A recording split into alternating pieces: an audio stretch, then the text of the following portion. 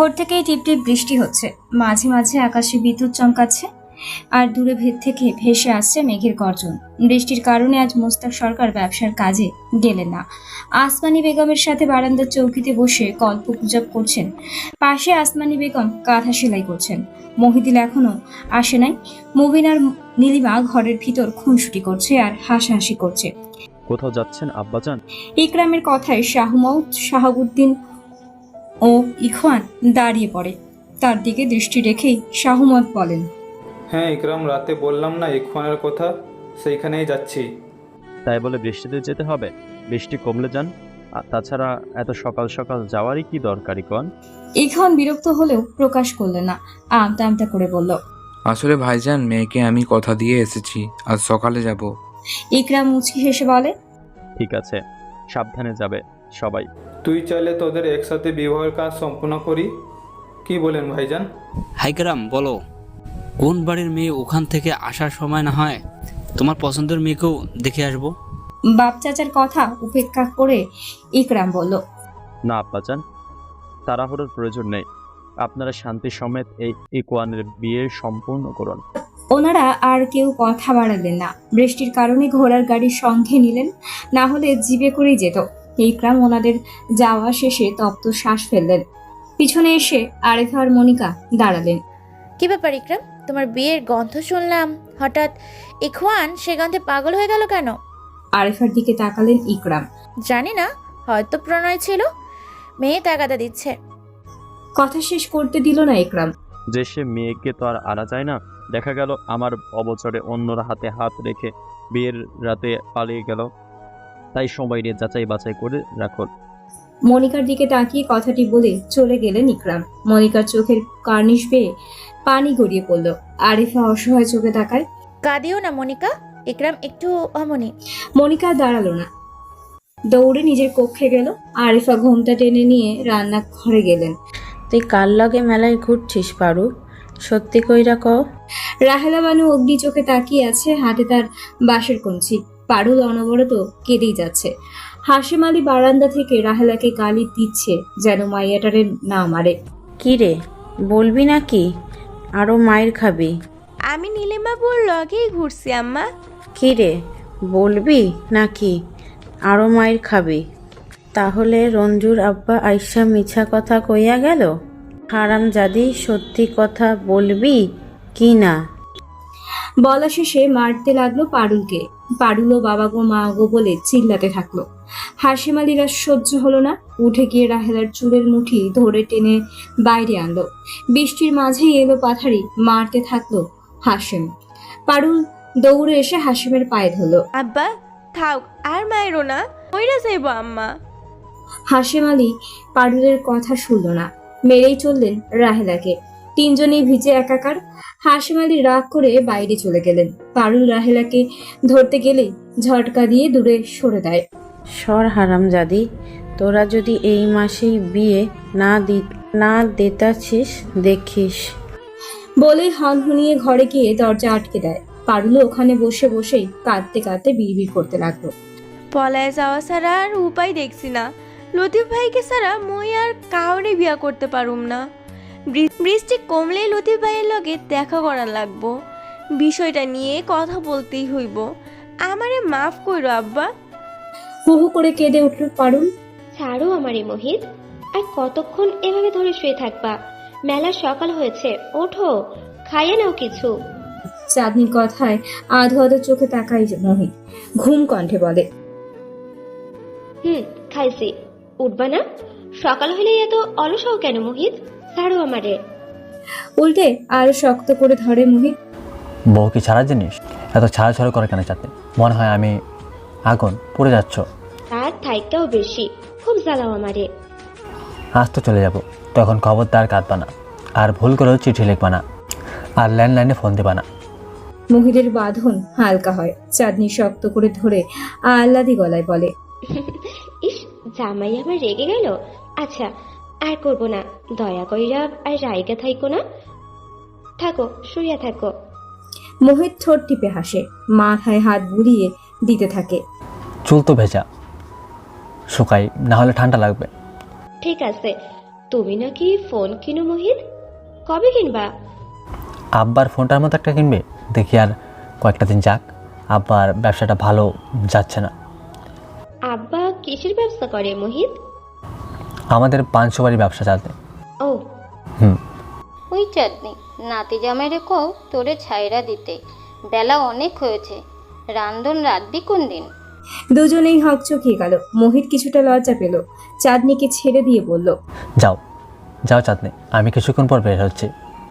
চাঁদনি আচ্ছা বলে উঠে নেমে আসলো। ওড়না ঠিক করে দরজা খুলে বাইরে গেল। আজ বৃষ্টি কমার সম্ভাবনা দেখা যাচ্ছে না, ক্রমশই বৃষ্টি বেড়ে চলেছে। সাথে মেঘের গর্জনও দ্বিগুণ হারে বাড়ছে।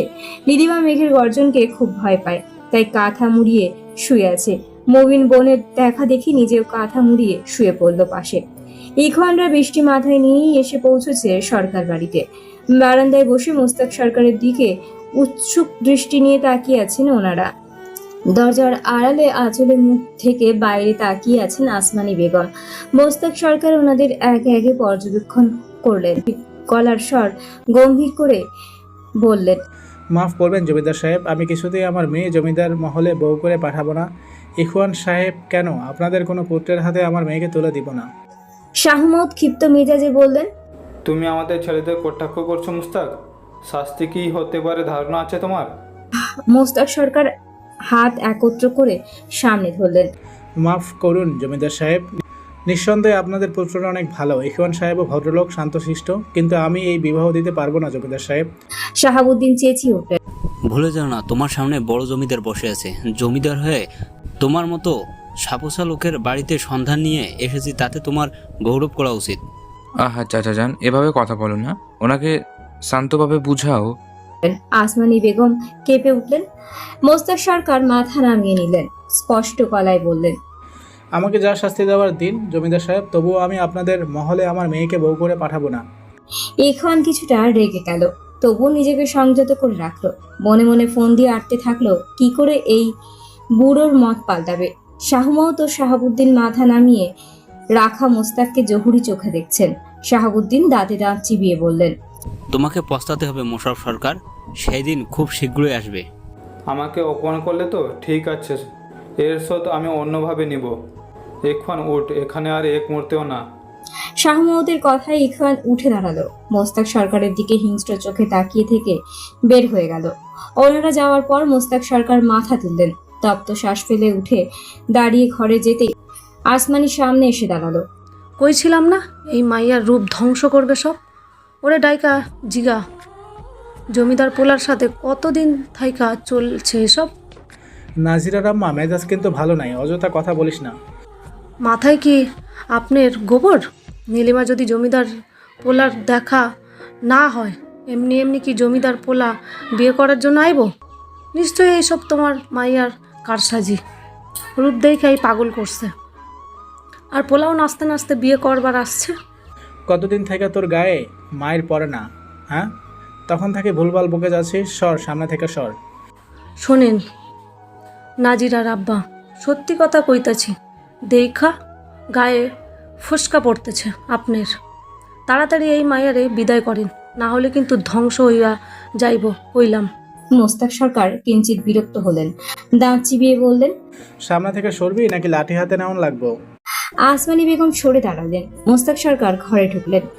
আসমানি বেগম মুখ বাঁকিয়ে বিড়বিড় করে কাপড় ভেজা বালতি নিয়ে এই বৃষ্টিতেই ধুইতে পুকুরে গেলেন। ইকরাম শরীফ অন্দরমহলে বসে পত্রিকা পড়ছেন। বেলা 10টার কাছাকাছি। আশেপাশে রুমঝুম দৌড়দৌড়ি করে খেলছে। রোকমান ঘুমু ঘুমু চোখে হেলে তুলে আসছে। কিছুক্ষণ ভাবুক স্বরে বলল, ভাইজান, মহলে কাউকে দেখছি না যে। কেন, তুই জানিস না আজ ইকওয়ানের হব শ্বশুর বাড়িতে যাওয়ার কথা? জি ভাইজান, রাতে ইকওয়ান বলেছিল, আমরাও তো যাওয়ার কথা ছিল। ইস, কেন যে এত নেশা করলাম। ইকরাম পত্রিকা থেকে দৃষ্টি সরিয়ে রোকমানকে বললেন, তুই কি জানিস কোন মহলের মেয়ে দেখেছিস? মাথা নাড়িয়ে বলল, না ভাইজান, শুধু বলল নদীর ওপারের মেয়ে। নাম ঠিকানা কিছু বলে নাই। ওই মুহূর্তে হন্তদন্ত হয়ে শাহুমাউত ও শাহাবুদ্দিন অন্দর মহলে ঢুকলেন। একরাম উঠে দাঁড়িয়ে তাদের পর্যবেক্ষণ করতে লাগলেন। তারা দুজন গোমরা মুখ নিয়ে বসলেন। একরাম বুঝতে পারল তারা খুব রেগে আছেন। রোকমান ইকরামের দিকে একবার তাকিয়ে ওদের পরখ করে নিল। এত রেগে আছেন যে আব্বা? কোনো সমস্যা হয়েছে নাকি? শাহাবুদ্দিন ছেলের কথায় সব রাগ তার উপরই ঝাড়লেন। কি আর হবে, সব কয়টা বিয়ে পাগল হয়েছিস। মেয়ের বাপের মতামত না নিয়ে থাকলে আজকে নিয়ে আসবি, তারপর আমাদের যেতে বলবি। ইকরাম হুকুচকে জিজ্ঞেস করলেন, যান, মেয়ের বাবা কি রাজি হয়নি? না ইকরাম, এই মহলে নাকি ওনার মেয়েকে বউ করে পাঠাবেন না। মেয়েকে নিয়ে আধিক্যতা দেখলে বাঁচি না। ইকুয়ারকে দেখছি না যে, ও কোথায়? ইকরামের প্রশ্নের উত্তর কেউ দিল না। ওই মুস্তাক সরকারের বেহাল দশা না করেছি। আমার নাম জমিদার সাউমত শরীফ না। ক্ষিপ্ত মেজাজি কথাটি বললেন জমিদার। রোকমান ভ্রুকুচকে তাকালো ওনার দিকে। ইকরাম অবাক হয়ে বলল, মোস্তাক সরকার মানে? কোন মোস্তাক সরকারের কথা বলছেন বাজান? কে আবার? হামিদুলের বাপের কথা বলছি।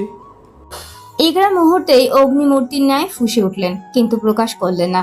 নিজের মধ্যে রাগ সংযত করলেন। দাঁতে দাঁত চিবিয়ে মনে মনে ইখওয়ানকে গালি দিতে থাকলেন। নিমুখ হারাম কোথাকার, আমাকে মিথ্যা বলিস তুই জানোয়ার। আজ তোর একদিন কি আমার একদিন, তোর বিয়ে করার শখ মিটিয়ে দেব আজ। ও আবার নীলিমার বাড়িতে যায় নাই তো? মাবুদ, নীলিমাকে রক্ষা করেন, ওর যাতে কোনো বিপদ না হয়। কাউকে কিছু না বলে হন্তদন্ত হয়ে বেরিয়ে গেলেন ইকরাম শরীফ। ভাইজান আবার এভাবে কই ছুটলো? বলেই পিছন পিছন দৌড়ে গেল রোকমান। ওদের দুজনে আবার কি হলো ছোট? জানি না ভাইজান, বাদ দিন তো। রাগে কথাটা বলে নিজ কক্ষে পা বাড়ালেন। জিপ নিয়ে একাই বেরিয়ে গেলেন ইকরাম শরীফ। রোকমান ভাবুক হয়ে তাকিয়ে রইল। ব্যাপারটা কি? ভাইজান এমন ভাবে ছুটলো মনে হয় ঘরে বউকে তুলে নিয়ে যাচ্ছে। ইকওয়ানের বাচ্চা, এই জন্যই রাতে এত মদ খাইছিলি আমার? তোর কপালে শনি আসতে চলেছে, অপেক্ষা কর। আসমানি বেগম পুকুর পাড় থেকে এসে দেখলেন মোস্তাক সরকার মাটিতে পড়ে আছেন। আর ইখওয়ান গালে থাপ্পড় দিচ্ছে জ্ঞান ফেরার জন্য। কাপড়ের বালতি ফেলে দিয়ে আসমানি বেগম ছুটে আসলেন। কি হয়েছে ওনার, এমন পইরা আছে কেন? ইখওয়ান কিছুটা চমকে ওঠে। পাশে আসমানিকে দেখে আমতা আমতা করে বলল, এসে দেখি এখানে পড়ে আছে। আল্লাহ গো, কি হলো? ইখওয়ান নাকে হাত দিলেন। নিঃশ্বাস নিচ্ছেন না মোস্তাক সরকার। হাতের পালস পরীক্ষা করলেন। পুনরায় নাকে হাত দিয়ে বললেন, উনি হয়তো বেঁচে নেই। আসমানি বেগম আল্লাহু বলে চিৎকার করে উঠলেন। আজহারি করতে লাগলেন মোস্তাক সরকারের শরীরে মেরে মেরে। ইখওয়ান কবিরাজ আনার কথা বলে বেরিয়ে গেল। মবিন ঘুমো ঘুমো চোখে হেঁটে এসে দেখলো তার আব্বা মাটিতে শুয়ে পড়ে আছে আর তার আম্মা কাঁদছে। মুহূর্তেই মুবিনের ঘুম উধাও হলো। চোখ বড় বড় করে তাকিয়ে দেখতে লাগলো। পরেক্ষণে দৌড়ে নীলিমাকে ডাকতে গেল। ইকরাম গাড়ির স্পিড ক্ষণে ক্ষণে বাড়িয়ে দিচ্ছে। বৃষ্টিতে ভিজে একাকার হয়ে গেছেন। বৃষ্টির পানিতে মাঝে মাঝে চোখ ঝাপসা হয়ে আসছে। হাতের সাহায্যে বারবার পানি মুছে নিচ্ছেন। বটতলায় পুলিশের গাড়ি দেখতে পায় ইকরাম, কিন্তু থামলো না। একবার নজর বুলিয়ে দেখলো কাউকে তুলে নিল গাড়িতে। বৃষ্টির কারণে স্পষ্ট দেখতে পেলেন না। গাড়িটি ক্রস করে চলে গেলেন। নজর ফিরিয়ে সামনে তাকাতেই দেখলেন একটা কুকুর গাড়ির কিছুটা সামনে। কুকুরটাকে বাঁচাতে গিয়ে আচমকাই ব্যালেন্স হারিয়ে ফেললেন। গাড়িটি গিয়ে লাগলো একটি গাছে। ওই গাছের কিছু ডাল নিচে দিকে মুচড়ে ছিল। মাথায় আঘাত পেয়ে পড়ে গেলেন ইকরাম শরীফ। গাছের শেকড়ে পুনরায় মাথায় আঘাত পেলেন। নিভু নিভু চোখ মিলে তাকালেন, কিন্তু মাথা তুলতে পারলেন না। হঠাৎ গাছের ডাল এসে আঘাতপ্রাপ্ত জায়গায় পড়লে ইকরাম চোখ বন্ধ করে নেয়। আব্বাজান বলে দৌড়ে আসে নীলিমা, কিন্তু ছোঁয়ার আগেই আসমানি নীলিমাকে ধাক্কা দিয়ে দূরে সরিয়ে দেন। মুবিন বুবু বলে চিৎকার করে নীলিমাকে ধরে কাঁদতে লাগলো। নীলিমা কাঁদছে আর তার আব্বাকে দেখছে। আম্মা, আব্বাজানের কি করে এমন হলো আম্মা? মুখপুরি, তোর জন্য তো এত কিছু হলো। তোর কারণে মানুষটা মৃত্যুর মুখে ঢলে পড়লো। পরেক্ষণি আসমানি আজাহারি করতে লাগলো। নীলিমার অবুজের মতো তাকিয়ে কাঁদতে থাকলো। বৃষ্টিতে ভিজে সেখানে উপস্থিত হয় নাজিরা আর এমদাদুল। নাজিরা চমকে উঠে দৌড়ে আসে। কাঁদছিস কেন তোরা? আব্বার কি হয়েছে? আম্মা, আম্মা কাঁদছেন কেন আম্মা? এমদাদুল নাকে হাত দিয়ে দেখলেন হাত ধরে ছেড়ে দিলেন আর বললেন, ও নাজিরা, আব্বা তো মনে হয় মইরা গেছে। নাজিরা কিছুক্ষণ থ মেরে এমদাদুলকে দেখলো, তারপর মোস্তাক সরকারের দিকে তাকিয়ে চিৎকার করে উঠল, জড়িয়ে ধরে কাঁদতে লাগলো। এমদাদুল আসমানের দিকে দৃষ্টি রেখেই বলল, কি কইরা হইল আম্মা? ভালা মানুষটা এমন কইরা মরলো, আহারে। আসমানি বেগম ক্ষিপ্ত চোখে নীলিমার দিকে তাকায়। নীলিমা তার বাবাকে দেখছে আর কাঁদছে। নাজিরা মাথা তুলে মায়ের দিকে তাকালো, মায়ের দৃষ্টি অনুসরণ করে নীলিমার দিকে তাকালো, পুনরায় মায়ের দিকে তাকিয়ে বলল, ও আম্মা, কও না কেন, আবার কি হয়েছিল? আসমানির চেঁচিয়ে উঠলেন, নাজিরা, ওই তারে চোখের সামনে থেকে সরাতে কও। আমি কিন্তু গলা টিপা মায়েরা ফেলামু ওরে, সরতে কও নাজিরা। ওই নাগিনী আমার স্বামীটারে মায়েরা ফেলাইছে। আসমানি উত্তেজিত হয়ে যান, কিছুতেই আটকে রাখা যাচ্ছে না। বাধ্য হয়ে নাজিরা নীলিমাকে ঘরে যেতে বললেন। নীলিমা মা বোনের আচরণে বাকরুদ্ধ হয়ে গেল, কান্না ভুলে গিয়ে আসমানিকে দেখতে থাকলো। এমদাদুল নীলিমার কষ্টটা বুঝতে পারলো, কিন্তু তার তো আর কিছু করার নাই। নীলিমার মাথায় হাত রাখলেন। নীলিমা জল ভরা চোখে তাকালো। মন খারাপ করিস না বোন, আমার মাথা ঠিক নাই, তুই ঘরে যা। নীলিমা অঝরে কাঁদতে শুরু করলো। মুবিন এখনো বোনকে ধরেই আছে। এমদাদুল অসহায় হয়ে সবার দিকে তাকিয়ে রইল। রোকমান দূর থেকে দেখলো ইকরামের জিপ, তার পাশে রোকমান কি যেন করছে, ধীর পায়ে হেঁটে যাচ্ছে। হঠাৎ চোখে পড়লো রক্তাক্ত ইকরামের মাথা, আর দাঁড়ালো না, দৌড়ে গিয়ে রোকমানের পাশে ধপ করে বসলো। কি হয়েছে? কি হয়েছে ভাইজানের? রোকমান কাঁদছে। হাজার হলো তার তো ভাই, তো ছোট থেকেই দেখে আসছে। ইখওয়ানের থেকে তাকেই বেশি ভালোবেসে এসেছে, একসাথে চলাফেরা করে আসছে। জানি না ইকওয়ান গাড়ি নিয়ে হঠাৎ বের হয়ে এলো, আমি পিছন পিছন আসলাম, এসে দেখি এই অবস্থা। বসে বসে কাঁদছিস কেন হারামজাদা? গাড়িতে তোল ভাইজানকে, বন্দরে নেওয়ানো লাগবে। গাড়ি চালু হয় না ইকওয়ান। তুই ঘাটে গিয়ে দেখ চাঁদ মাঝি আছে কিনা, আমি ভাইজানকে নিয়ে আসছি। আমি আসার সময় চাঁদ মাঝিকে যাইতে দেখছি। ভাইজানকে নিয়ে চলো তাড়াতাড়ি ইকওয়ান, এমনিতেই মেলা দেরি হয়ে গেল। ইখওয়ান তার ভাইকে পাজা খোলা করে তুলে নিয়ে নদীর ঘাটের দিকে পা বাড়ালো। এতক্ষণে বৃষ্টি কমেছে, শুধু মাঝে মধ্যে বিদ্যুৎ চমকাচ্ছে, কিন্তু বাতাসের তীব্র বেগ বয়েই গেছে। মাঝে মাঝে দমকা হাওয়া সব গাছপালা এপাশ থেকে ওপাশে হেলিয়েই পড়ছে। হাসেম আলী প্লাবনকে নিয়ে বাড়িতে ঢুকলেন। পারুল ভেজা কাপড়ে বারান্দায় বসে আছে। প্লাবনের মাথায় হাতে পায়ে ব্যান্ডেজ দেখে আটকে উঠল পারুল, দৌড়ে আসে তাদের সামনে। আব্বা, ভাইজানের কি হয়েছে? এই অবস্থা কেন?